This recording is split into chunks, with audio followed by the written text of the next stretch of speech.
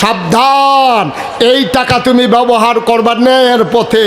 এই টেহা দিয়ে তুমি গান দিবা, এই টেহা দিয়ে তুমি শিল্পী আনবা, এই টেহা দিয়া তুমি বাউল গান লাগাইবা, আর বাউলে আইয়া তোমার আল্লাহরে লইয়া গালাগালি করে দেবে, আর তুমি সেইটার জন্য ব্যবস্থা করেছ, এই জন্য তোমার টাকার মালিক বানানো হয় নাই। ঠিক কি না? আজকে শতকরা 92 জন লোক মুসলমানের দেশে, আমার দেশে বাউল সঙ্গীতের নামে কত বড় দুঃসাহস আমার আল্লাহকে নিয়ে কথা কয়। ঠিক কিনা বলো? আমরা বলেছি এই বাউল যদি জায়গা মতো পাওয়া যায় পিঠার চামড়া থাকবে না। ঠিক কিনা বলো? বাউলগিরি আমরা এলাকাত না, অন্য জায়গাত করেন সিফা সাফাত। এটা আল্লাহ লইয়া যেমনি কথা কয়, মাইসে খালা তো ভাই লইও এমনি কথা কয় না। ঠিক কিনা কও? অসভ্য কোথাকার। আমার তারে অ্যারেস্ট করছে, তবে তারে অ্যারেস্ট না করে সাইডা দিত আমরা এলাকাতাই না।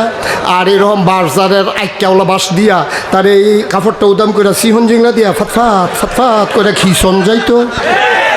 আসলে মাইরের তে বেশি কোনো ওষুধ নাই রে। ঠিক কিনা কও? হয় এমনি খিসন, না হইলে ফ্যানওয়ালা ফহির সুবা দিয়া বুটবুটি সরাই লাউন গেলে কারবার করতে গেল গোল দেখলে। ঠিক কিনা কও? যেমনি মুহে দিয়া কথা কয় মনে করছে কইয়া চাইছি কিচ্ছু হয় না, কিচ্ছু যে হয় আমরা এলাকা তাইলে টের পাইলে হইলে।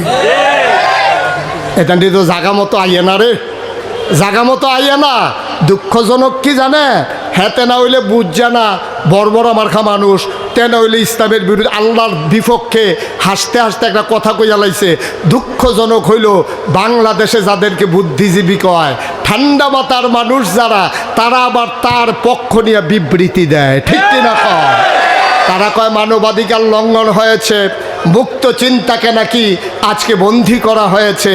আমি বলি, তোমরা যদি মনে করো আল্লাহর বিরুদ্ধে কথা বলা মুক্ত চিন্তা, তোমরা যদি মনে করো নবীর বিরুদ্ধে কথা বলা মুক্ত চিন্তা, তোমরা যদি মনে করো ইসলামের বিরোধিতা মুক্তি চিন্তা, আমরা বলি তোমার এই মুক্ত চিন্তার গোষ্ঠী বাড়িয়াবি।